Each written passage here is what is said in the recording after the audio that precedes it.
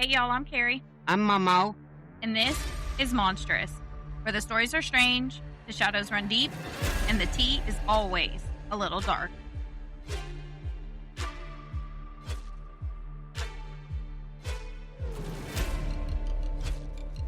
Listener discretion is advised. Monstrous covers true crime, violence, and other unsettling subject matter that may be difficult for some listeners.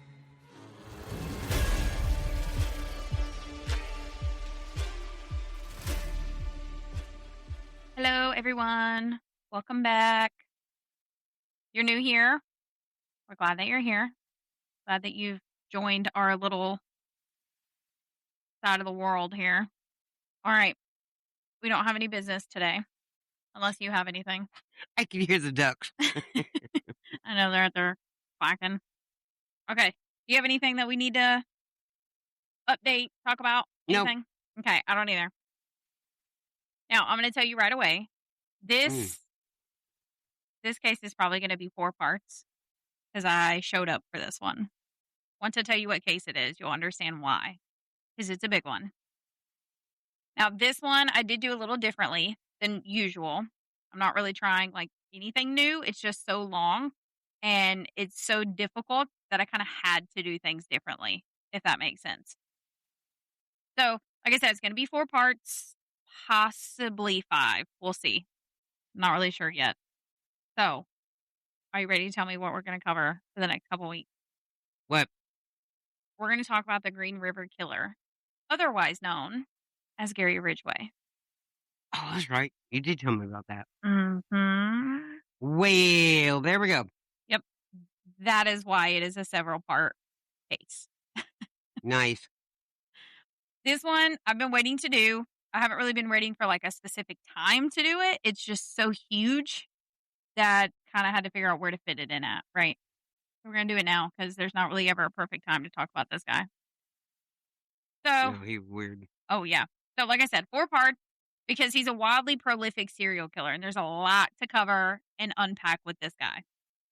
At one point, Gary Ridgway was the most prolific serial killer in the U.S., but he's not anymore. He's in the top up there, but he's not the most prolific. Now, it has been figured out that Samuel Little is actually the most prolific serial killer. You know about him? I've heard about him. He killed like 93 people Nice guy. that they know of, which he is on the list to cover, by the way. So just the fact that Gary Ridgway was once the most prolific kind of gives you some insight into how this little series is going to go. It's a rough one. I want to tell you right off the bat. It's long, it's rough, and it's pretty graphic at times, all right? I'm not going to get crazy with the details, of course, but even with going lighter on some of the things, it's still kind of graphic. It's very awful and upsetting. So I just want everyone to know that there is rape involved in this, and some of the victims are much younger, like 15 and 16. So just listen with caution. Can I be excused? So now that I've talked about that, no, you have to stay. Aw. Yep, you got to stay right there. Mandy, if you're listening, she's being mean to me. Now that we've talked about that, we're just going to get right into it, okay? So we're going to start in the early 80s. So it's the spring of 1982. 16-year-old Wendy Lee Caulfield was struggling at home and at school. Her mother, Virginia, said that she had a way of running into trouble. That doesn't necessarily mean she was trouble. She was just kind of a magnet for it. Now, a year earlier, Wendy's parents had divorced, and she and her mother had moved from their family farm, which now left Wendy growing up in subsidized housing because that's all her mother could afford. So Wendy's life took a dramatic turn when she started drinking at school, hanging out with older peers, and getting involved in a lot of trouble. Soon after, Wendy would disappear for days at a time, but Virginia was never really considered her a runaway because she always came home. She would just kind of go off for a few days and then come back. Now, in late winter of 1982, Wendy was arrested for stealing lunch tickets from a local middle school and intending to sell them. The theft resulted in her being sent to a juvenile detention facility for 2 months. Just a short time after returning home, Wendy was arrested again in late May for stealing food stamps from a neighbor. Now, Virginia claimed that Wendy was just trying to help her, but Wendy's actions didn't seem like those of a child who was intentionally causing trouble. Instead, Wendy had actually appeared to be trying to help her mother and believed that she was doing the right thing at the time, which you can kind of understand that. Like, what is there for her to do? But she knows her mom is struggling. Right. So she's in her, teenage mind, the only option she had was to steal. So the second offense prompted the court to remove Wendy from her mother's care and place her in a foster home in a nearby university residence, which I don't know if that's more like beneficial to her or if it's more of like a punishment. Right. Punishment. Like it's kind of hard to decipher that because obviously her mother was struggling, but instead of helping her mother be able to provide for her and, do what's right for her and all of those things, they take her away. So it's like, are you actually helping the situation or are you making it worse? Because this girl's already struggling and now you're going to take her from her parent. It's kind of one of those things. Yeah. Half a dozen one, six the other. Right. So Wendy was placed in, so the facility that Wendy was placed in was supposed to have strict rules and a non negotiable curfew, right? Give Wendy some structure that, according to them, she clearly needed. But it seems like the curfew was rarely enforced. Yeah, but how many girls are in there? That I wasn't sure. But it seems like these strict rules and this curfew that was supposed to be non-negotiable wasn't really followed through on. It don't surprise me. So on July 8th, Wendy left the foster home intending to visit her grandmother, who had only lived a few miles away. But she never made it to her grandmother's house. By the next day, Wendy was reported missing. Then a week later, on July 15th, two boys were riding their bikes along the banks of the Green River and they had stopped to rest on Peak Bridge. As they looked over the side of the bridge, they spotted something in the water that had been tangled up in, with the brushes and branches and everything. It's in water. Upon closer inspection, they realized that the object in the water was the nude body of a young woman. They noticed that she had had pants tightly wrapped around her neck, which caused them, of course, to be terrified. Well, yeah. They quickly ran to the nearest phone and called the police, which is good. They didn't just be like, oh, I didn't see that shit, like unfortunately a lot of people would have. This discovery was reported to the local newspapers, which described the victim as being approximately 25 years old. They're way the fuck off there. Yeah, they are. 5 feet 4 inches tall and weighing around 120 pounds. The girl had no identification, and her clothing didn't provide enough clues for them to figure out who she was. Detectives had asked the press to publish photographs of her tattoos, hoping that someone will recognize them and come forward to identify who she was. Now, after several days, a local tattoo artist recognized the tattoos as those that he had given his former girlfriend, Wendy Lee Caulfield. He informed detectives that Wendy had likely lived with her mother at the time, and he had also corrected the earlier press description stating that she wasn't 25. In fact, she was only 16. So now detective faced limited information. It seemed unlikely that Wendy had been killed at the location where her body was found. Her killer most likely placed her body in the river, which was then carried downstream until it got stuck on some branches. So this meant that Wendy could have been killed as far as a mile from where she was actually found, but there was no indication of the exact location. So they literally had nothing to go off of. The only other evidence was flakes of some unusual industrial spray paint that was found on the pants that had been tied around her neck, but they didn't seem to point to really anything. It was just some spray paint on some pants. So they were just kind of set aside. Now, according to the medical examiner, Wendy's cause of death was strangulation, and it appeared that she had been sexually assaulted as well. However, her body had been in the water for nearly a week, so any evidence that may have been present was most likely washed away. Now, the investigation into Wendy's disappearance and death quickly went cold. There was no evidence, and there was no leads. Detectives had absolutely no direction in Wendy's case. According to them, Wendy was a frequent runaway who struggled with substance abuse and had allegedly engaged in some form of sex work on and off. Now, remember, this is according to detectives. They ain't the brightest crayons in the box. Right. This is according to them. I could not find anything that substantiated that, but we have to put it in there because it matters. and you'll see why. So, with this belief, ma'am, that it put her in dangerous situations with some dangerous men. It was a tragic story, but it was one that detectives in the Tacoma region have come to know all too well. Wendy was one of the countless young women who disappeared on the streets and then would later turn up dead. It was a terrible situation, but sadly, this was a common occurrence during that time. I mean, it's the 80s, you know? Yeah. It's heartbreaking. The detectives had no idea that this murder in front of them was similar to the other ones that were being released throughout the press. They had no way of knowing that this was only the beginning of something much larger and much more terrifying. On August 12th, a month after Wendy's body was discovered in the river, Frank Leonard, an employee of the PD&J Meat Company, had stepped out behind the slaughterhouse to take a break and smoke a cigar. Decades earlier, this specific slaughterhouse had been built on the banks of the Green River. Blood and waste from the butchering process were simply dumped into the river and carried away by the current. Fortunately, though, this process of removal had ceased about 20 years earlier. So now the river was clean and beautiful, and you could see through it. So that afternoon, Leonard had looked over the river as he smoked his cigar. And just below the slaughterhouse, he noticed a strange movement in the current. The water swirled and foamed up around a section of gravel and weed. And he found this unusual. He wondered why such a small movement of water would cause so much chaos within it. So he stared at it for a while and then realized that he was looking at a pale object, which he thought at first was most likely a dead animal. Because why would you think there's a dead body in the river? You wouldn't. Right.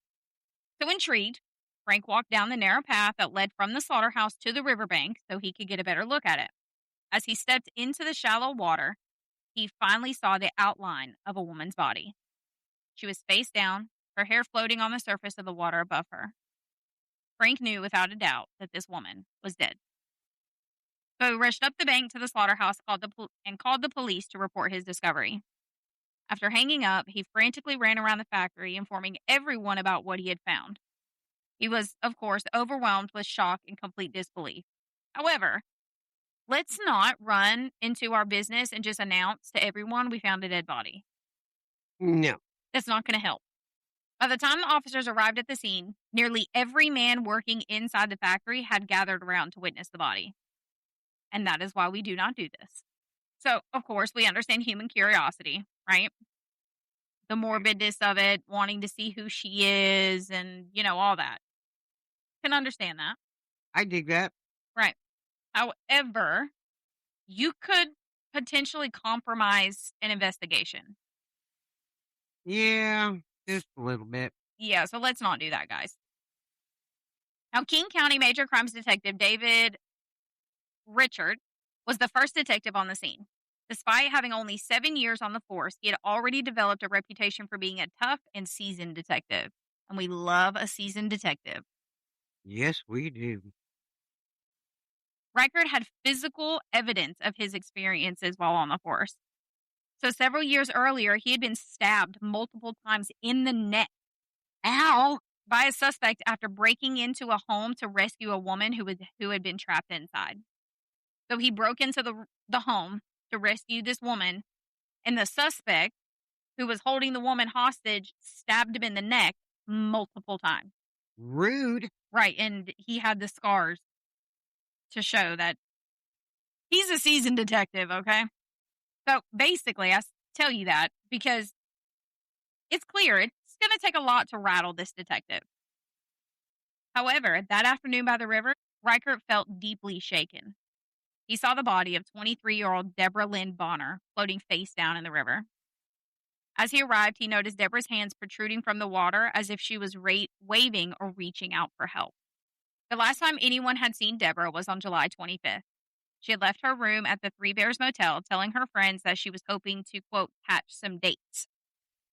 It appeared likely that Deborah had probably met a client nearby who had sexually assaulted and then strangled her before dumping her nude body into the river. The discovery of Deborah Lynn Bonner's body reminded Reichert of the discovery of Wendy Lee Caulfield's body only 1 month earlier. After identifying their victim, Reichert visited Deborah's parents and delivered the devastating news. The Bonners were, of course, completely devastated by the loss of their daughter. Now, 3 weeks prior to her body being found, Deborah had informed her friends that she was going out to earn some money. Shortly after, the detectives received a report from her friends and parents stating that if someone had murdered her, it was most likely her boyfriend, Martin. So now we got a suspect in this one, right? That's Yep. 3 missing girls so far. Martin was described as a petty thief with convictions for assault and drug possession. So he's looking pretty good based off his rap sheet. The lead on Deborah's boyfriend seemed promising, but Riker had barely had time to follow up when only 3 days later, another report of a woman's body was brought into the sheriff's office. This time, Rude. huh? That's kind of rude. Right. Like, let me finish this one, man. This report involved more than one victim. Mm. On the late morning of August 15th, a man who had been treasure hunting in a. Can you imagine that? I'm just out here treasure hunting. Mind my own damn business. Right. A man who had been treasure hunting in a rubber raft on the Green River was shocked to discover the horrific scene of 2 women partially submerged in the shallow water along the banks. Their bodies were entangled in the grass and overgrowth, and the man had hesitated to leave the scene, unsure of what might happen to them next. So, he managed to flag down some pedestrians along the shore and ask them to call for the police. Major Dick Krusty later recalled the feeling he had when he was a lieutenant and his boss, Nick McKay, had called him out to Issaquah because they had found Bundy's victims. So this is a guy who had worked on the Ted Bundy case. Ah. Yeah, so these are some pretty well-versed detectives on this one. Now, Krasky these are some weird names. Like, these names are hard. I'm sorry, guys. I'm trying. Fucking 80s, man. Krasky instructed Riker to put on a tie and sport coat and meet him at the Green River. Riker complied and arrived at the river just as Krasky did, along with the rookie patrol officer Sue Peters. Now, Riker and Peters could clearly see 2 bodies floating side by side along the banks. The first woman had appeared to be in her late 20s or early 30s, while the other seemed to be in her late teens and possibly early 30s. Both women were nude, and Riker immediately instructed the assembled officers to begin searching the riverbank for any clues about how these 2 women ended up in the water. Meanwhile, he was interviewing the rafter who had discovered the bodies, so that, the treasure hunter, see what he knew. Now, other than the people who responded to his cries for help, he said that he had only seen one other person that morning, and it was shortly after he set out on his raft. He said that he had spotted a young man on the shore. The rafter waved at the man and shouted a greeting. The man waved back, then walked away, got in his pickup truck, and drove off. And that was that. Now, after interviewing the witnesses, Riker decided to walk along the riverbanks himself to see if he could find any evidence that had been left behind. After walking about 24 feet down the river, the weeds and grass became very tall and dense. And this, let me tell you, this is a man that does his job. Like, he takes his job serious. He does not play around. He was determined to make sure that they did not miss any evidence. So, he got down on his hands and knees and pushed through that grass. He was convinced that if anything was on the ground, he was going to find it. How many detectives do you hear about that do that? He got on his hands and knees in a suit and tie and crawled through tall-ass grass looking for anything to point to who killed these women. That is a dedicated detective if I've ever heard of one. Yep. He's thinking at this point, we have 4 dead women, so we have to find something. Yeah. He's going, I'm bound and determined to find it. Right, exactly. This was when he came face to face with the body of a 3rd woman. Oh, I'd have a stroke. Yep. So now they have found 3 women at the same spot on the same day. I would have had a stroke. I know, I would have freaked out. The young woman on the ground appeared to be a girl. She looked to be in her mid to late teens, and unlike the 2 bodies in the river, she was still partially dressed. Her shirt and bra had been pulled up to expose her chest, and her pants were tied tightly around her neck. Riker realized that the killer had most likely intended to place the 3rd woman in the water, just like the other ones, but was most likely either spooked by the sound of nearby activity or had become too tired to carry her the rest of the way, so he just dropped her in the weeds and left. Personally, I think that he intended to put her in the water, just like he did the other ones, right? But I think the rafter is what spooked him because the rafter saw the guy, which it was Gary Ridgway that he had saw, Yeah. up on the bridge right after he got in the water. So I think it was the rafter that spooked him away.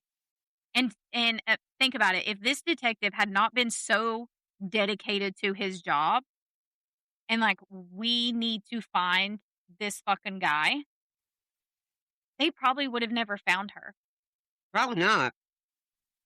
She would have just decayed right there. And nobody would have known she was there. She would have just stayed a missing person. So this guy deserves all the medals and the awards, in my opinion, because he is holding shit down.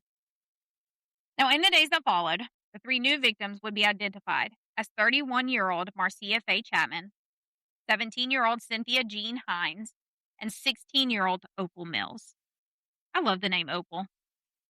Opal? Yeah. O-P-A-L? Mm-hmm. Oh, because your great-grandma. Mm-hmm. Her name was Ola Opal. Oko. Oh. O-A-K-E-L. Oh. Yeah. Yeah, I love the name Opal. It's so pretty. It is pretty. It's one of those old-timey names. We need to bring Opal back. Such a pretty name. Okay. Initially, there didn't seem to be any kind of connection between these women. However, they all were suspected or known to have been engaged in sex work in the recent months. So far, that is really the only connection that they have between any of them. So it's important to note that, suspected does not mean confirmed. All right. Everyone presumes that's how they might have met their killers or killer at this point, but it doesn't mean that each victim had engaged in this line of work because, as you'll learn, there are a few that did not have any known history of sex work. So we got to remember that. So sadly, this probably meant that there were some people who felt better because they didn't think that it would happen to them. Because, this guy's killing sex workers, so I'm safe. Right. In the 1980s, women in this line of work were often seen as less vulnerable. They were less dead, basically. Yeah, that was the term. That's not my term, right? I didn't say anything. Well, I know. I'm just saying. That's not my term. That's the term that they use then. They put themselves in dangerous situations. If they end up dead, they're less dead than you are because you're a, I don't know, what, quote unquote, Lady of the night. yeah.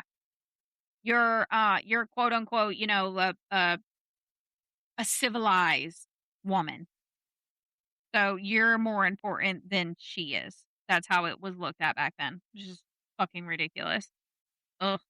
Okay, anyway, before I go off on a tangent about that.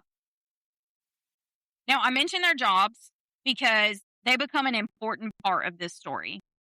At the time of the discoveries, the Tacoma region was experiencing a rise in sex worker arrests and complaints from the residents. By the summer of 1982, the prostitution business had become so significant that the sheriff's department had formed a task force to address this specific issue. Stricter enforcement of the laws and more severe penalties reduced the number of women who would openly conduct business on the street. However, out of sight doesn't mean out of business. Unfortunately, these stricter penalties and increased risk of punishment made it unlikely that sex workers would report assaults or other victimizations to the police. They were worried about getting in trouble themselves if they came forward, which put them in even more danger. It also made them far less likely to cooperate with investigators when crimes were committed against others within their community. And I know some people are going to always, complain and bitch and all that because I said community. But it is. When these women were living out on the streets and, conducting business and, doing what they had to do to provide for themselves, to take care of their children. Because let's be honest, a lot of sex workers during this time, were mothers. Yeah. And that was how they were able to provide for their children. Not only that, some of them were forced into this lifestyle. They didn't have a choice. And so they developed a community. They protected each other. They watched out for each other. They, took care of each other. It was a community. So sorry if you don't like that word, but I believe it was a community. Anyway, so the situation was similar with the latest victims that they found as well. As Riker and the other investigators tried to learn more about their lives and piece together their final days, they had some success digging into Marcia Faye Chapman's history. Now, this was partly because she had lived much longer than the other victims because, she was in her 30s. The other victims were very young. And some of what they had found had been documented arrests. Now, at the time of her murder, this part's bad. At the time of her murder, Marcia resided on the SeaTac Strip with her 3 young children. They were 11, 9, and 3. They were just babies. Yeah. On August 1st, Marcia departed from her apartment and assured her children that she would be back shortly. However, when she failed to return the following day, she was reported missing. Now, similar to the previous victims, Marcia Faye Chapman had been subjected to sexual assault. Now, I must emphasize that this is a pretty graphic detail, okay? So if you don't want to hear it, hit your little skip button in about 30 seconds. Despite being sexually assaulted, it appeared that the authorities referred to the rape as almost symbolic rather than biological. Upon examination, the medical examiner discovered that the perpetrator had forcefully inserted several small stones into her. Ow! Yeah. These stones were so tight. That's a sick puppy. Yeah. These stones were so tightly packed that they had to be surgically removed. Mm. For Reichert and the other detectives in major crimes, this was a significant revelation that suggested the killer might not be able to achieve an erection, or that they might have, or that they might have to consider the killer to possibly be a woman. The next victim identified was 17-year-old Cynthia Jean Hines. She was found in the water. Now, Cynthia Jean Hines was also a sex worker, and according to those who knew her, she had always felt safe working the strip because she had what she referred to as a protector. In other words, she had a pimp. I'm going to say she had a sugar daddy. When detectives interviewed him, he stated that he had last seen Cynthia on August 11th near the Pacific Highway on-ramp, so just off the strip. He mentioned that he had observed her getting into a black Jeep, but had failed to note the license plate or get a good look at the driver. This was the 3rd victim found that day, and she was found in the grass. To Reichert's surprise, 16-year-old Opal Mills had no known history of sex work. This is our 2nd victim who was not known to have a history of sex work. So while there was suspicion of it, there was no history that they knew of. So I just wanted to point this out because Opal at this point was an outlier among the other victims they have. Furthermore, she didn't match the profile of the other victims at all. Opal resided with her family on the outskirts of Kent and had vanished just 3 days before her body was discovered. Now, according to her mother, Opal had left for work on the morning of August 12th and had called later that afternoon from a payphone, which was the last time she had been heard from.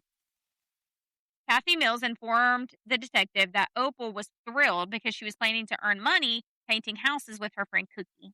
Now, unbeknownst to Kathy at the time, Opal's friend Cookie was actually Cynthia Jean Hines, the other victim they found that day. So now they have a connection between Cynthia and Opal. The detectives discovered that Opal had been somewhat of a tomboy throughout much of her life. She spent a significant amount of time with her older brother and his friends, engaging in activities, typical of a tomboy. However, as she approached the age of 15 or 16, she began to explore her interests and started, incorporating more typical teenage girl things into her life. Now, when Opal wasn't with her brother due to their close relationship or in school, she could usually be found attending services at the Church of God in Christ Church, where her family regularly attended and sometimes went multiple times a week. To the detectives, as I said a minute ago, Opal Mills stood out as a very curious outlier among the victims. She did not fit them at all. But in contrast, the press failed to make such distinctions. Just a few days after the bodies were discovered, according to one press piece, a school official had informed a reporter that Opal's pimp had picked her up from school on the day that she went missing. You want to know who this, quote-unquote pimp was according to them? Mm. It was her brother, who was picking her up from school to ensure that she got home safe. Okay. Yeah. Now, this will shock you. because, 80s press was so reliable. This claim that they released in the paper was completely false. No school official ever told a reporter this.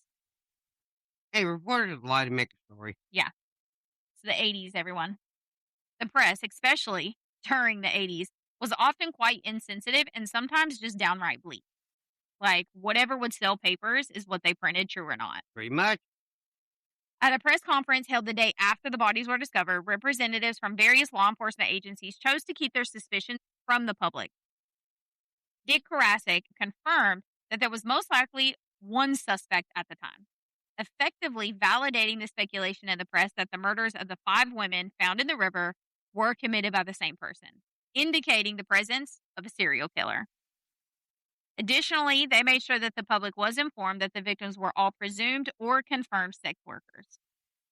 Now, in 1982, the murders committed by Ted Bundy were still fresh in the minds of people residing in the Pacific Northwest. Because this was only, There's only a few years difference, wasn't it? yeah. So he was captured February 15th of 1978. So it's just a few years later. So it's still very fresh for everyone in this region. So the recent discovery of 5 victims, presumably murdered by the same person, sent shockwaves to the residents of Tacoma. So I can't fathom living in the area at this time. You just had one serial killer pulled off the streets, and now here you are facing another one. It had to have been incredibly terrifying to live here. Right? Now, to demonstrate their seriousness and apply what they learned from the Bundy case, Karasik assembled a 25-person task force to conduct what he assured the press was, quote, the department's largest murder investigation since the Ted slayings in the mid-1970s. Now, since the bodies had been in the water for anywhere from 1 to 3 weeks, it was pretty impossible for the medical examiner to determine the exact time of death for the women or young girls. However, based on the last time that each victim was seen alive, the timeline revealed a killer who was claiming victims with an alarming frequency. I mean, you have 3 weeks, right? And you have 5 dead women. He's abducting and murdering women very, very fast. No. Yeah. So it's like, we've got to find this guy now. So, for instance, okay, the 3 victims found on August 15th were all last seen within 2 weeks of their bodies being discovered. Now, despite this alarming number of victims in a relatively short period, the rest of August passed with no new victims found. This led some in the press and law enforcement to speculate that the danger had passed, which this was a very premature assumption. Which, if anyone knows this case, you know that. They should not have let their guard down. Nope. Even in 1982, the public had a general awareness that some killers were drifters who encountered a victim or 2 while passing through a state or town and then they moved on. Therefore, it's plausible that this is what had happened in SeaTac. In the weeks that followed, the members of the task force were overwhelmed by an influx of tips received through their hotline. Now, at this point, the friends and families of the victims were sorting through the information that they themselves had gathered to try to find something. However, the Tacoma Police Department was preoccupied with their own 5 victims, and they never considered investigating the open missing person cases that had come into the department around the time that these bodies were discovered. So they're like, we know. I was like, I got better things to do. Right, we know that we have missing person cases, but we have 5 dead women. So that takes precedent over the missing people. It's like, shoot, pick your poison. Right, exactly. It's awful. But It is awful. But like most law enforcement agencies nationwide at this time, the Tacoma Police Department didn't take missing person cases, especially those involving young girls who were known to be or suspected to be sex workers or missing adults, very seriously.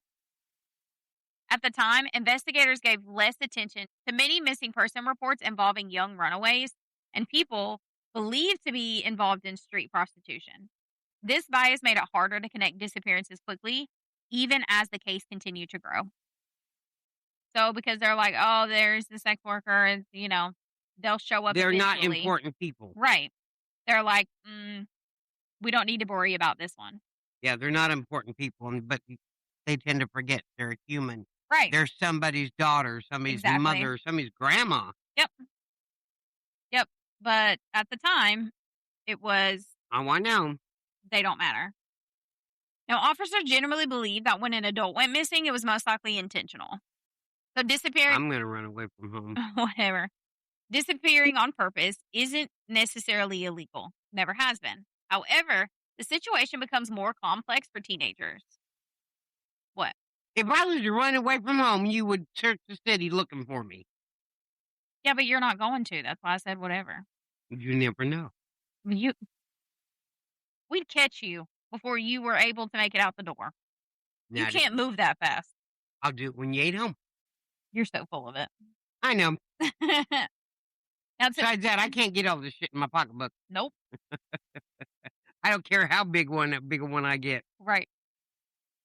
To be honest, teenagers weren't taken as seriously as adults ever. Missing, Still aren't. yeah, missing person reports are filed on teenagers, and most of the time, even today, most of the time, they're like, "Oh, well, let's give it 48 hours. They'll probably come home." Oh yeah. And so what if 9 times out of 10 that is the case? They do come home, but so what? I'm coming to you telling you that my child's missing. It doesn't matter if it's been 4 hours since I haven't spoken to them. I'm telling you that this is unusual. You need to take it serious. Right. No, I agree. If they come home, great. If they don't, at least you're ahead of the game. Like, get it the fuck together. Ugh. Now, according to author Carlton Smith, detectives took missing person reports involving teenagers seriously. But when the teenagers were found, they simply refused to return home. Searching for a missing teenager with a history of prostitution arrests was even more time consuming and often wasted.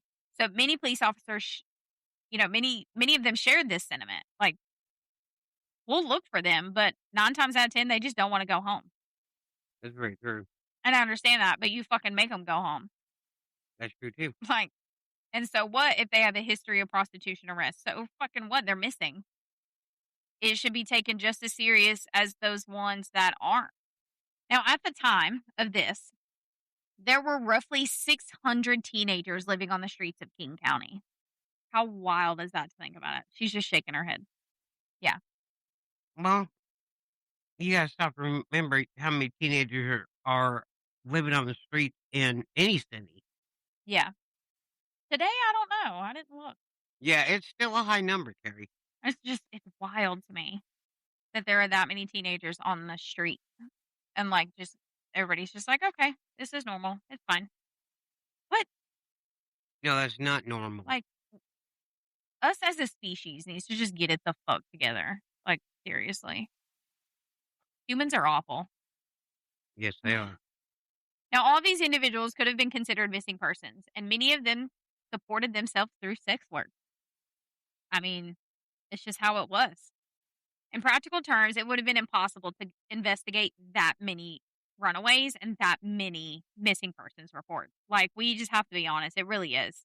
600 missing persons reports, that's nearly impossible for any department to investigate all at the same time. Oh, I know.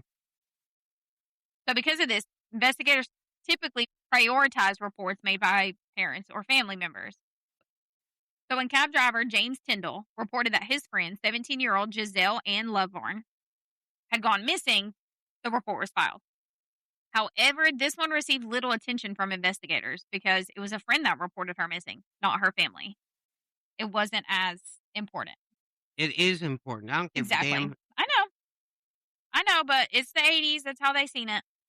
Now, Tyndall had met Giselle a couple of years earlier, so before she went missing, shortly after she had fled her home in Northridge, California.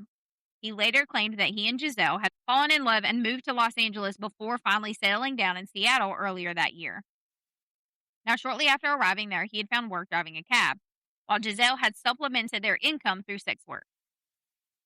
On July 17th, just a week after Wendy Lee Caulfield was murdered, Giselle left their apartment and headed towards the strip to earn some money. However, she never returned home.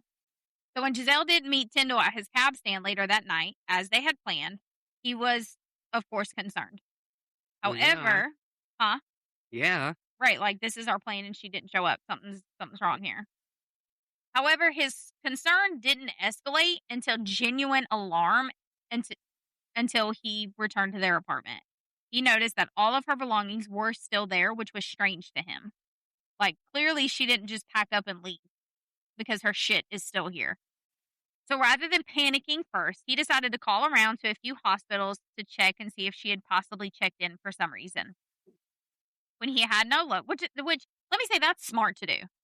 Yeah. Like, instead of jumping the gun and saying that she's missing, I'm going to call the hospitals and see maybe she checked in because something happened and she just wasn't able to get a hold of me. She was in a wreck of some kind or Right, exactly. That is a smart move. Because when you go to police, I've already called the hospitals. She's not in any of our local hospitals. So clearly, something's not right. Smart move. When he had no luck with the hospitals, he decided to wait a little bit and just see if she returned home. Maybe she's just running late, right? However, when he still hadn't heard from her the next day, this was when he went to the police department and filed her missing persons report. Now, if detectives had examined the timeline, they would have noticed that the 5 victims had disappeared roughly 1 week apart from each other, with a week-long gap between Wendy and Deborah. Given the circumstances at the time, detectives didn't have much time for missing persons report, as I just explained, especially for a street-involved teenager with an arrest record. that shouldn't have nothing to do No, with it shouldn't, but it put him at the bottom of the totem pole, which is so fucked up. Now, because Giselle routinely used different aliases in order to avoid juvenile detention, tracking her down proved to be nearly impossible for an overwhelmed department. And I get that some of the police departments are overwhelmed Right. because they're short-staffed. Yep. And these cases just don't stop coming in just because Right. they're short-staffed. Yep. And there's been like a freeze on hiring or whatever. Mm-hmm. It's like, come on, help these guys out. Right. Like, you got to do something. Call in the FBI. Call in, ask other A departments lot of them for do help. anymore. Like, you got to do something. You can't just leave these people in fucking limbo. But they do. That's the thing. Right, and it's ridiculous. I Like, know. oh, it makes me so mad. Oh my god, I could go on a tangent about this forever. One of your boys goes missing, the National Guard, FBI, yeah. the Navy, the Army, the Marines are all going to be involved. Oh yeah, they have an uncle-in-law who was in the National Guard, so we don't play around. Ooh. Coda, Justin's husband. Oh, okay. Well, you got now remember. Oh, and Jesse. Jesse was in the Marines. Okay. And you got Aunt Brenda and Uncle Jim. They were both retired Army. Yep. I always forget about them. I mean, yeah, so do I. Oh, But yeah. that's besides the point. Mm-hmm. They got family that'll make some calls. Don't play. He ain't playing with my babies. Right. Okay, so rather than launching an immediate investigation, the police largely dismissed the urgency of this report, assuming that Giselle was just another transient runaway who had moved on to a different city. Tyndall had attempted to explain that this was not Giselle's nature to just simply disappear. He had even tried to provide them with a list of her usual clients, but the authorities... I'm sorry, a boyfriend that lets his girlfriend, underage girlfriend, do hooking, that's one sick puppy. But at the same time, he did have a job. It doesn't matter. Well, this one did have a job. How was he going to stop her? He was working. He was doing what he could to provide for them. How is he going to stop her from doing it? I just can't. Like, I get what you're saying. I fully get what you're saying, and I agree. But at the same time, how's he going to stop her? If he's out driving a cab, I know, but still. Yeah, he's not there to keep her from doing it. It's just kind of one of those things. She had run away from home. If she went out and got a regular job, they're going to realize who she is, and she's not home. They're going to send her right back. It's an awful situation that she was in. I get it. I mean, I understand it. Right. Still, it just irritates the hell out of me. Right. No, I get what you're saying. Okay, so he tried to give them a list of her usual clients that he was aware of, but the authorities showed very little interest in that, insisting that Giselle would eventually resurface on her own. It was as if they were trying... She's not a lost fucking puppy. Right, exactly. She's not just going to fucking come wandering back. Like, ugh. Anyway. It was as if they were trying to avoid thinking about the 5 other girls who had been murdered. It's like, We have 5 you have 5 girls, okay? Most of them have a known history of sex work, and they've all been murdered. Do Now you you not see have the pattern here, guys? right, you now have another young girl who has a known history of sex work that has gone missing. I'm sorry, that should be a priority I agree. because clearly there's a serial killer killing sex workers. Hello? Like, it's the fucking 80s, man. Unfortunately, though, the officers that he spoke to were correct because Giselle did indeed turn up, but she didn't turn up alive and well. On September 25th, a young man riding his dirt bike on an abandoned road near the airport discovered Giselle's body hidden in the underbrush. She was completely nude except for the pair of men's socks that had been tightly tied around her neck. See, but this is back in the 80s, right? Yeah. And the DNA wasn't, it was in its infancy. Yep. It's not like it is now where Right. they can take a teeny tiny speck You and find out who you are. Right. They've discovered, touch DNA and you Yeah. leave skin cells behind on everything you touch. Like they didn't know any of that back then. Yep. We just, Now, by the time she was discovered, decomposition had made identification nearly impossible.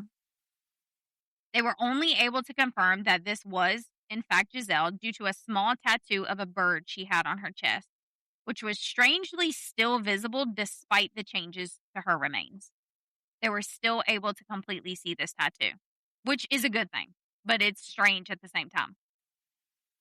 Now, due to her decomposition and the exposure to animals and the elements, the medical examiner was unable to determine when Giselle had actually been killed. However, he estimated that she had likely been there for about 4 to 6 weeks, which would have put her death squarely between Wendy and Deborah, making Giselle the victim of that missing week. What? Does that make sense? her boyfriend waited 4 to 6 weeks to report her missing. No. So he reported her missing a couple days after she went missing. It was like the next day. Then 4 to 6 weeks later, Oh, she okay. was found. Yeah. Okay, I got you. I got confused there for a minute. And then if you look at the timeline, because there was a week where there was no victim between Wendy and Deborah. If you look at that 4 to 6 weeks of her being there, Giselle was that victim in that missing week. So at this rate, the killer is killing and disposing of a victim every single week. He just didn't like them little girls. Yeah.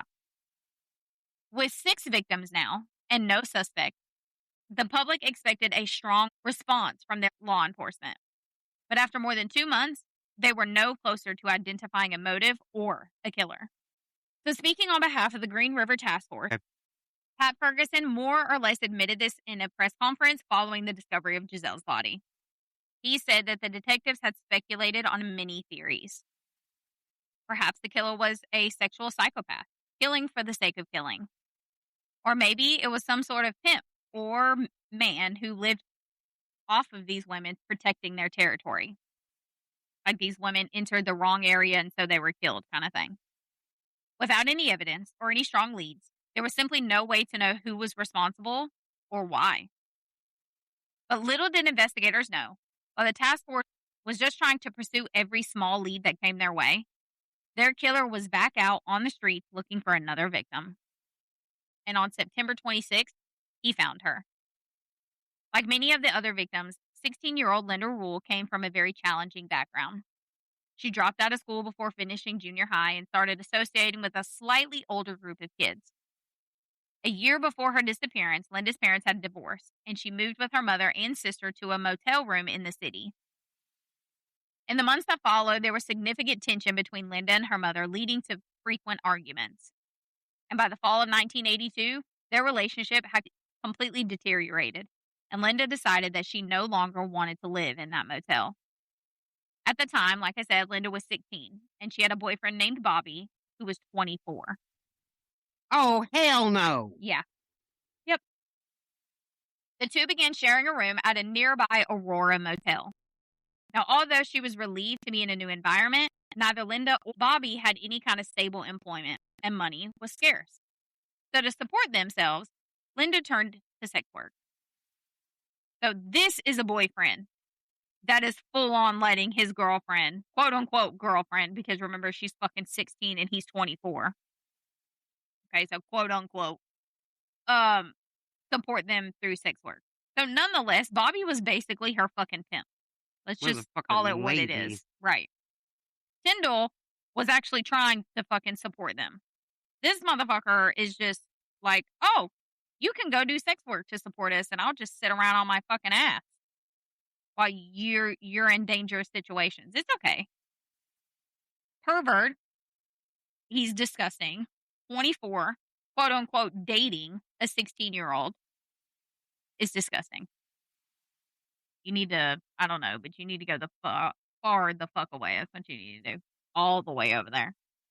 Anyway, on the afternoon of September 26th, Linda dressed in pinstripe jeans and a nylon jacket and told Bobby that she was going out to shop for some clothes at the Kmart at the nearby Northgate Mall. She had intended to try to earn some money. However, when Linda didn't return home that night, Bobby initially assumed that she had been arrested. He informed Detective Robert Holter of this assumption. Now, Robert Holter most times went by Bob. So I'm either going to refer him, as Bob or Detective Holter from this point forward so nobody's confused. Now, Detective Holter noted that it was daytime and Linda had been working in Aurora that afternoon. Days later, Bobby had contacted various jails and hospitals searching for Linda. He checked the locations that he believed she might have visited and confirmed that no one had seen or heard from her since she left the hotel on September 26th. So I guess he's trying to do something, I guess. Ugh. What? I can't figure out. Right. Bobby meticulously documented his search efforts and the individuals that he spoke to, which he provided to police when he filed the report. So at least he's doing something. I mean, I guess. Even though he's a weird pervert, quote unquote, dating a 16-year-old. I mean, we got to give him some kind of point for trying, I guess. He's trying all right. Yeah. Now, despite his efforts, the information that he gave was not very helpful in solving the case of where Linda was. Now, as fall transitioned into winter, the Green River Task Force diligently worked in a spacious office at the Major Crimes Unit, situated at the back of the King County Courthouse, which is where the Bundy Task Force had operated for the previous decade in search of Ted Bundy. Now, led primarily by David Reckert and former sex crimes detectives Faye Brooks, the group received numerous calls from anxious parents with missing children and other leads from concerned citizens, much of which proved to be fruitless. Now, since the discovery of Giselle's body in late September, the killer seemed to have gone silent, and months went by without any new victim, which this isn't uncommon. That's because it's too fucking cold. Right, that's not uncommon. A lot of serial killers will kill for a period of time and then have what they call a cooling off period and then start back up again. So it's not uncommon. However, on January 31st, 1983, a call came from the construction site at a Northgate hospital. A pipe fitter was clearing an area near the hospital when he stumbled upon the mostly skeletal remains of what he initially believed to be a child. Now, due to the absence of soft tissue, the medical examiner could only provide limited information, stating that the remains belonged to a young woman in her teens, maybe early 20s. However, the victim's teeth proved to be more valuable, and within a few days, the coroner's office was able to identify the remains as that of Linda Rule. Now, at the time, the Seattle Police Department's homicide unit were aware that a serial killer had been targeting sex workers and disposing of their remains in the Green River. Despite this, though, investigators did not initially consider Linda's case to be a part of the Green River case. Except for the manner in which she had earned her money, they didn't see any other kind of connection. Notably, Linda's body was not found near the river. The location where she was discovered was quite a distance from the location of the other victims. Now, Detective Holter explained to reporters that technically they weren't classifying her death as a murder yet. Which, I mean, you can kind of understand because she was mostly skeletal by the time they found her. Right. So it's kind of hard to determine at that point without any obvious injuries to the bones exactly how she was killed, unfortunately. Now, they lacked significant evidence, like I just said, to make that determination. However, the outcome was the same. Linda was dead, and the reasons behind her death were unknown. In fact, it would be some time before investigators would officially identify Linda as one of the Green River Killer's victims. So for a while, they didn't believe she was one of his victims. Now, despite successfully profiling, catching, and repeatedly interviewing killers like Ted Bundy, criminal pathologists working in the early 1980s still had very limited knowledge about the pathologies and behaviors of serial killers because all of this was a relatively new field. However, in the fall of 1982, the task force, with the help of the FBI's Behavioral Analysis Unit, was able to create a profile of the killer, which they shared with the press. And the FBI profile was done by none other than John Douglas. John Douglas profiled serial killers like Ed Kemper, Dennis Rader, Charles Manson, Ted Kaczynski, and many, many more. So this is the guy that he knows what he's doing. Maybe. Yeah. So you want to hear the profile? Because I have it. Lay it on me. All right. The core components of the official FBI profile depicted the Green River Killer as a highly organized and localized predator. The profile said that he was most likely a white male between 25 and 35 years old who drove a conservative, older vehicle and did a lot of driving. He was projected to have average intelligence, low self-esteem, and a history of marital discord or divorce. Douglas also theorized that the subject had severe feelings of inadequacy, a fragmented childhood, and was likely raised by a single, highly abusive mother who, quote, consistently nagged him. His anger towards his mother translated into hatred of women, fueling a compulsive need to control and dominate his victims. The profile emphasized that the killer was incredibly familiar with the isolated roads, riverbeds, and wooded dumping grounds that he used, stating that he did not stumble into these locations. He, in fact, knew them very intimately. Douglas, Dude, come on now. what? It's just wild. Like how dead on these things are. Right. Yeah, it's crazy. But sometimes they're wrong. Yeah, sometimes they are. Yeah. That's why they revise them and all that, which we'll get into each one as we, go through this series. I don't surprise For me. the Green River Killer, yep, as they got more information and more evidence, stuff like that, they revised it, which is crazy. That is crazy. Now, Douglas also noted that the killer would continue to actively solicit street sex workers even while the police investigation intensified. Like, he's not going to stop until you actually catch him and put him in cuffs. Like, it doesn't matter how intense this gets, he's going to continue, is basically what he's saying. Now, King County Police spokesman Frank Kinney stated that the profile didn't lead to any immediate subject, but it did provide them with a sense of direction, which that's what these profiles are for. I mean, a lot of times they are right. Yeah. But it's just as a guide. Right. It's a tool. It's kind of like lie detector test. It's a tool that they're able to use to figure out which direction they need to go in. Right. And these profiles are a very effective tool. Like, it really helps them. And you have multiple kinds of profiles, too. And a lot of people don't realize that. You have, victim profiles. And a lot of people see victim profiles as a way to re-victimize the victim, but that's not the case. Victim profiles are used to establish a pattern between victims. Right. What about these victims connects them together that is causing this killer to target them?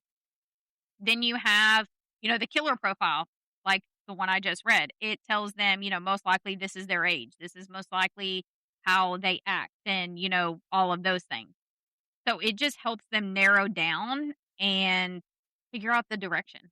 And a lot of times, especially in today's world, a lot of times these profiles are dead on, which is insane to me that these profilers are able to take this evidence and see these things and basically tell you exactly who it is.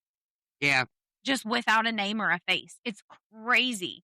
And I find it so interesting how they're able to do that.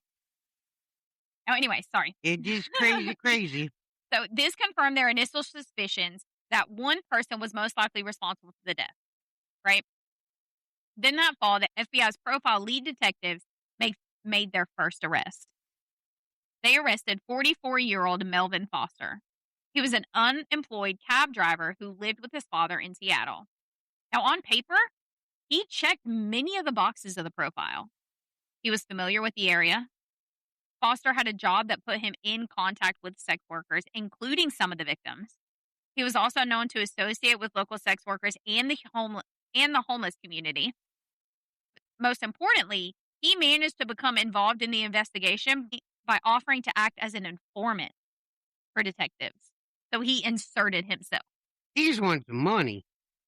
Now, although Foster denied any involvement in the murders, he did fail a polygraph exam, which elevated him to the position of primary suspect at the time. Now, we know today polygraphs, you can fail one of those for so many reasons. So many reasons. So we know today that it's just a tool. They're not admissible in court, but back in the 80s, they heavily relied on polygraph exams. Yeah, they did. So I can understand why it happened. But knowing what we know today, this polygraph alone doesn't point to Melvin's guilt. Now, although Melvin Foster... Poor Melvin. Right, I know. This poor guy wrapped up in something he don't have nothing to do with. Now, although Melvin Foster appeared to be a strong suspect based on the FBI profile, there were several factors that made it unlikely for him to be the killer. Firstly, in March of 1982, Foster has sustained an injury that involved tearing cartilage in his knee. Ow. So consequently, it would have been very challenging, if not impossible, for him to carry the weight of a body other than his own.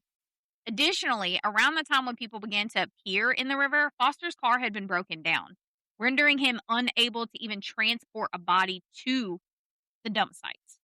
Now, a few months later, Melvin was officially ruled out as a suspect. And by January, the task force had returned to its initial state with 7 victims and no suspects. What was even more perplexing was the fact that as abruptly as the victims had started appearing, it seemed as though the situation had suddenly ceased. While the medical examiner had been unable to determine an exact time of death for the last victim, Linda Rule, it was likely that she had been killed at the same time that she went missing, so late September. However, since the discovery of her body in January, so 4 months had passed without any sign of the Green River killer. So Linda Rule was the last one that they found, and nothing. It wasn't until May of 1983 that the task force was informed they had their next victim. Obviously, all the cases are upsetting, okay? But in the manner in which this particular woman was found is pretty disturbing. Carol Ann Christensen, a 22-year-old mother of 5 young children, resided near the Pacific Highway South. She was unemployed and struggling to make ends meet. For months, she had been desperately searching for work. However, as far as anyone knew, she had never engaged in sex work, which made her another unusual victim. Now, Carol Ann, after months of searching, had finally landed a job waiting tables at the Barn Door Tavern near the highway, just a few blocks from her trailer park. She had only been working for a day or two when she disappeared on May 3rd. When Carol Ann didn't return home after a night at work, her mother became anxious, and so the next day she reported her missing. Because she's got 5 young kids at home. Like, her to just not come home is not normal. 5 days later, a family discovered Carol Ann's body while mushroom hunting in Maple Valley, about 20 miles from the strip where the other victims were. She was found in a half-sitting position, but she had fallen over onto her back against a log. Her hands were folded across her chest, and this detail is really weird, and a small amount of ground sausage had been scattered around her body. Yeah, that's fucking weird. That is fucking weird. Across her throat and chest, the killer had placed 2 gutted and cleaned trout. Ew. Yeah. An empty wine bottle had also been placed inside her hand. She was going to partay. Yeah, it's fucking weird. I don't know why the killer did any of this. It's really, really weird. Perhaps the most disturbing detail is that a brown paper bag was placed over her head. Yeah. This made it unlikely that Carol Ann was immediately identified as one of the other victims of the Green River Killer, because none of this happened with any other victim. Not only that, she wasn't a sex worker.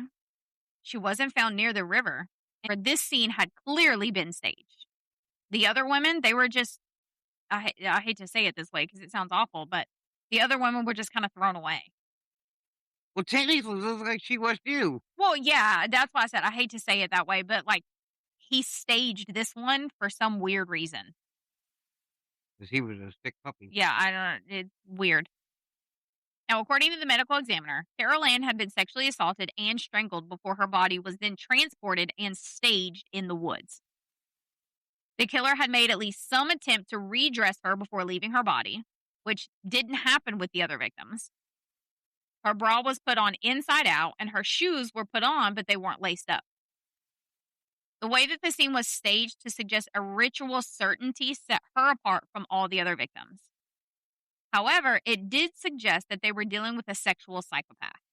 This was not the act of someone who killed impulsively or in the heat of the moment. This type of killing and staging required planning and intentionality. Among the intriguing aspects was the fact that Carol Ann's body hadn't been found in or even near water, as per the medical examiner's report. The faint washerwoman wrinkles on her hands and the soles of her feet suggested that the body might have been submerged in water for some time, though. So, do you know what washerwoman wrinkles are? Yeah. Okay. Well, I'm going to explain it just in case nobody else does. So, washerwoman wrinkles are like if you're in the water for too long and your fingers and your toes kind of get all like wrinkly. Those are washerwoman wrinkles, which I never knew that that's what they were called. Hmm. Growing up, Papa always just called them pruny. That too. Yeah, like when I was in the bath, he'd be like, "Are you ready to get out?" No. Are your fingers pruny? Yeah. Okay, well then it's time to get out. Yep. But that's what she had.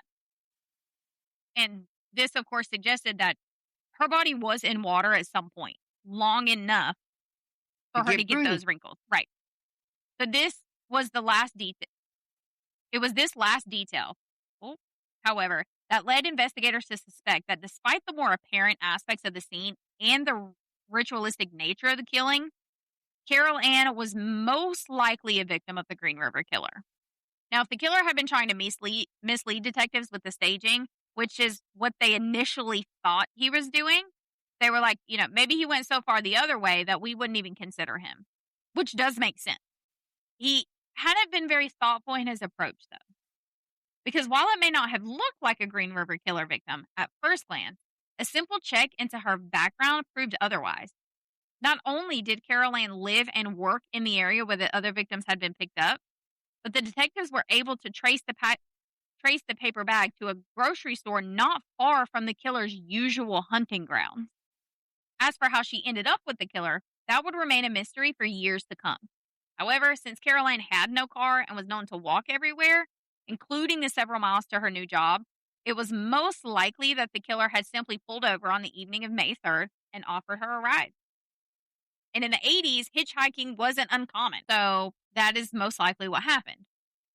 Now, the disappearance and the eventual discovery of Carol Ann Christensen's body put an end to the misplaced hope that the Green River Killer had moved on or simply stopped.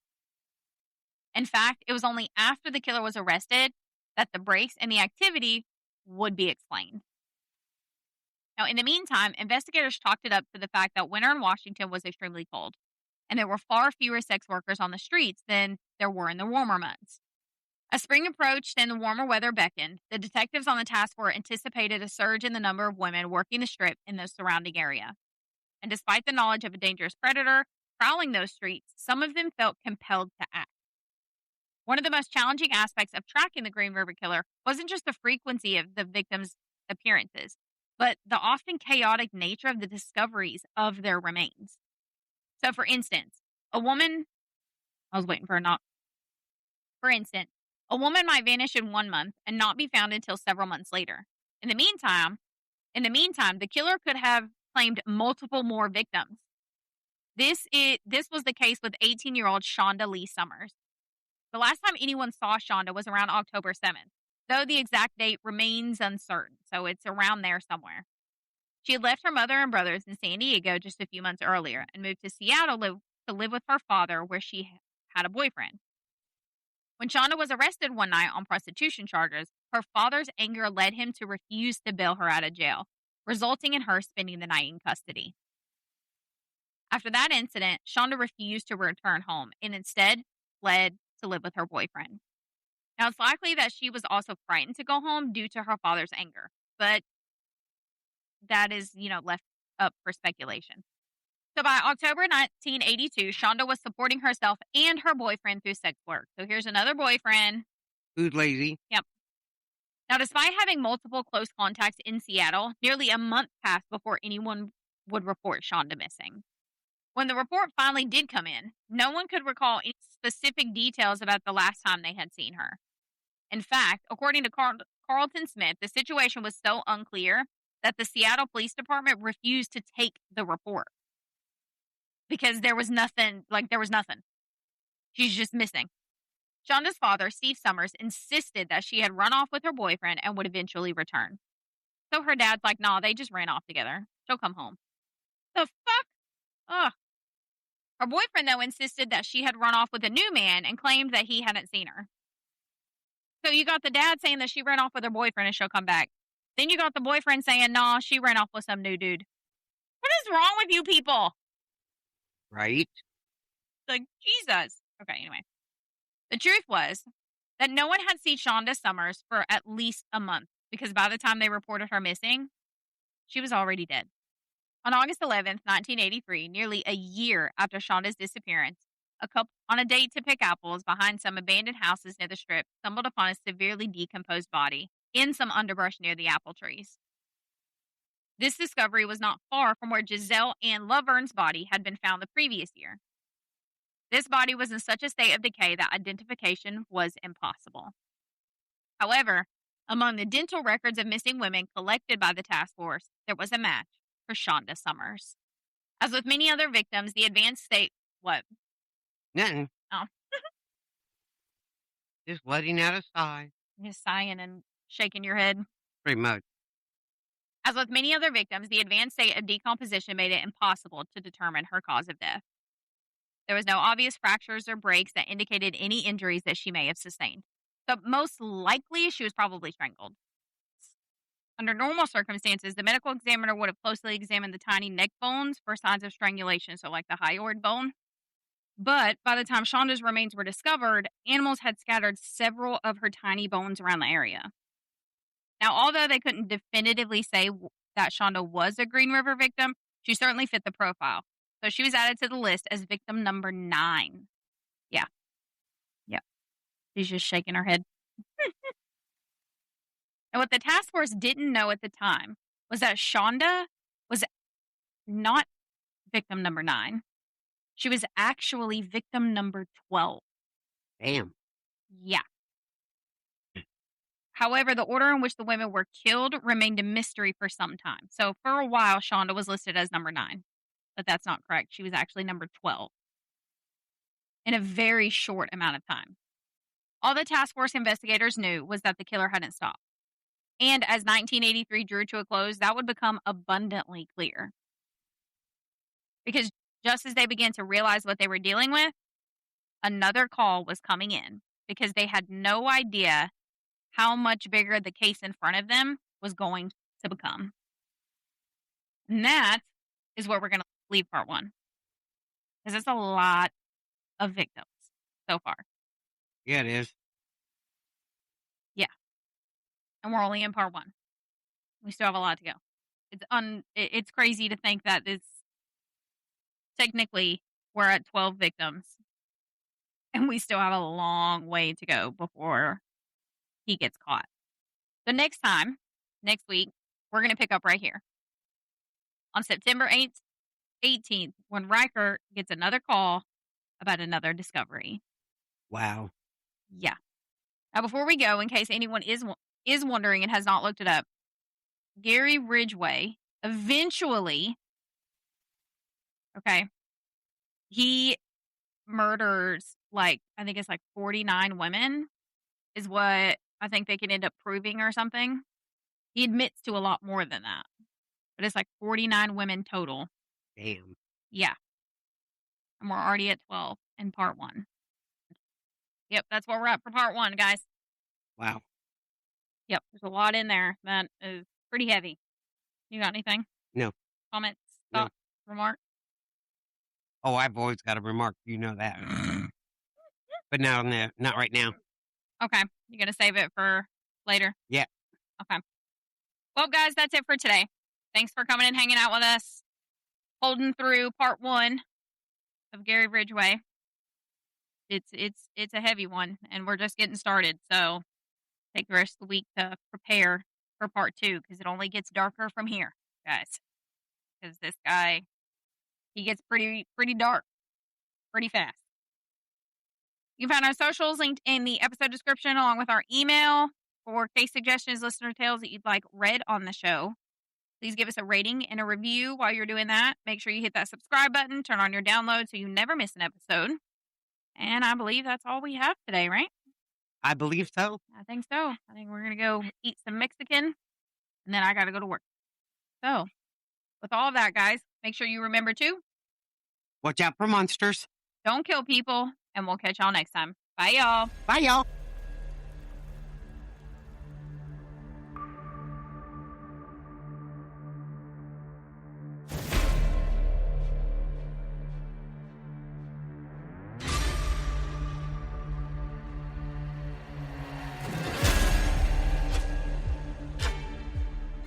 This episode is sponsored by Invisiware. Discreet safety jewelry and accessories that can instantly alert your trusted contacts and share your location with just a click.